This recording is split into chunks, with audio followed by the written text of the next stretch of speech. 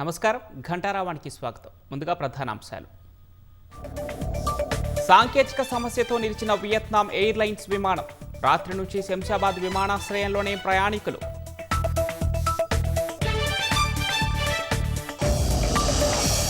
కాకినాడలో అదుపు తప్పి విద్యార్థులపైకి దూసుకు వెళ్లిన కారు. ప్రమాదంలో ముగ్గురి దుర్మరణం, మరో ముగ్గురికి గాయాలు.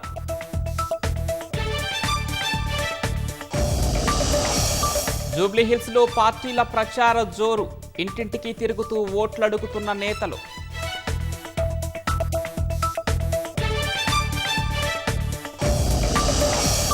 వారణాసిలో 4 వందే భారత్ రైళ్లను ప్రారంభించిన ప్రధాని. కొత్త తరం భారత రైల్వేలకు పునాది వేస్తున్నాయని ఉద్ఘాటన. పుణేలో వివాదాస్పద భూ కేటాయింపు రద్దు. నెల రోజుల్లో నివేదిక సమర్పించనున్న ప్రత్యేక కమిటీ.